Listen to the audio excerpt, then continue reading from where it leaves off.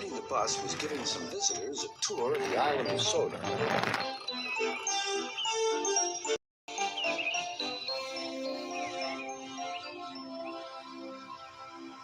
It was their last afternoon, and Edward was preparing to take them to meet Bill and Ben.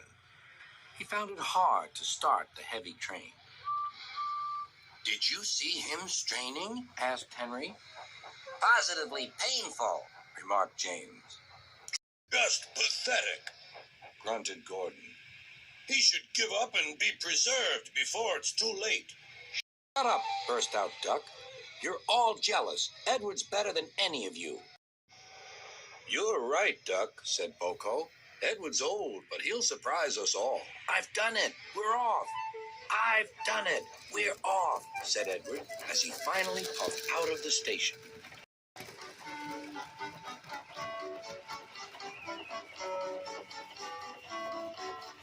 Bill and Ben were delighted to see the visitors. They loved being photographed. Later, they took the party to the China Clay Works in a brake van special.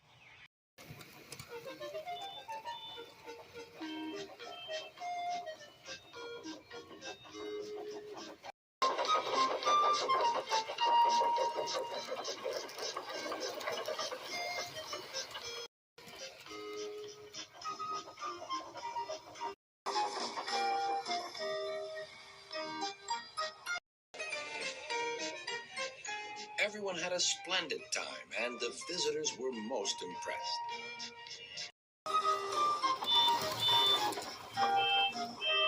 Then Edward took the visitors home.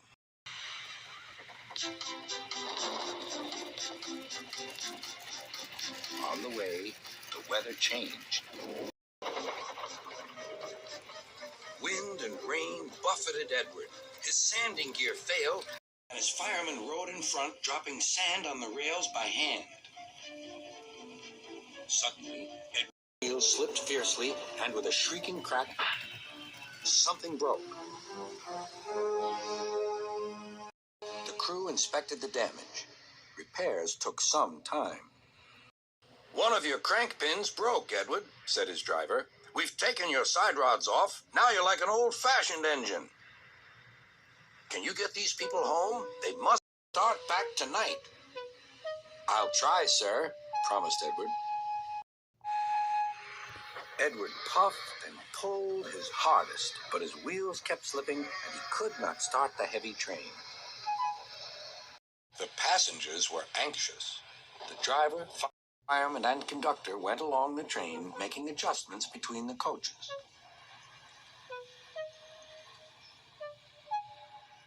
"We've loosened the couplings, Edward. Now you can pick up your coaches one by one, just as you do with freight cars." "That'll be much easier," said Edward. "Come on," he puffed and moved cautiously forward. The first coach moving helped to start the second, and the second helped the third.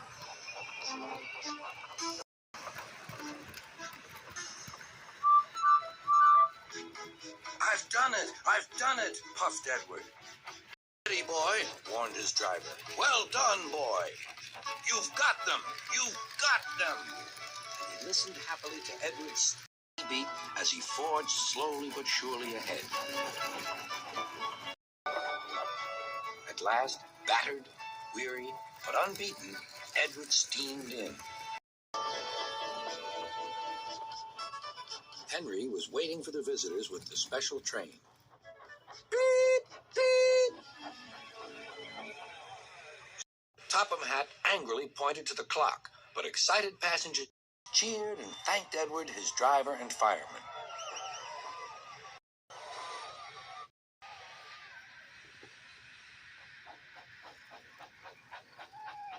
Duck and Boko saw to it that Edward was left in peace. Gordon and James remained respectfully silent.